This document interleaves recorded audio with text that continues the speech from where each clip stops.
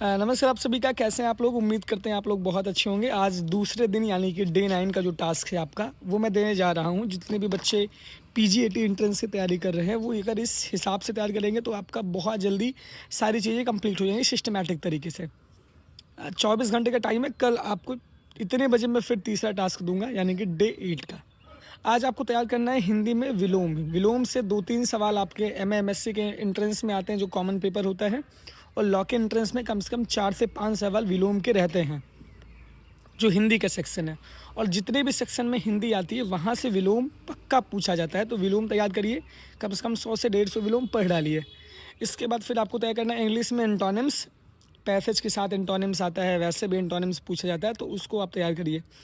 इसके बाद current affairs में आप जितनी भी परियोजनाएं हैं और जितनी भी नई नियुक्तियां की गई हैं उसको आप तैयार कर लीजिए। जो भी परियोजना चल रही है, जो भी योजनाएं हैं और जो नियुक्तियां हैं, मतलब जैसे कि मिशन जल शक्ति किसके लिए है, निर्मला योजना किसके लिए है, स्वच्छता के लिए है, तो ये बहुत इंपॉर्टेंट है। इससे डायरेक्ट सवाल आपसे पूछे जाते हैं। परियोजना और दूसरा है जितनी भी नई नियुक्तियां हुई हैं, कौन क्या बना हुआ है, कौन क्या नहीं बना हुआ है, ये करंट अफेयर्स में आप तैयार करिएगा। जीएस में आपको थोड़ा-सा ज्योग्राफ़ी का सीमा देख लेनी है, सहायक नदियाँ देख लेनी है, ये सारी चीज़ें आपको जीएस में ज्योग्राफ़ी से 2-3 चीज़ देख लीजिए, सहायक नदी देख लीजिए, सीमा देख लीजिए किसके साथ किसकी जुड़ी हुई है। ये आप जनरल अवेयरनेस के सेक्शन में पढ़ सकते हैं। रीजनिंग के सेक्शन में आपको अब आके कोडिंग डिकोडिंग के सवाल लगाने हैं। कोडिंग डिकोडिंग के सवाल लगाएँगे आप, 25-30 सवाल लगा लेंगे, उससे रिलेटेड आ जाएगा।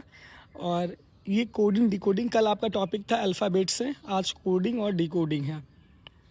ये आपको काम करना है।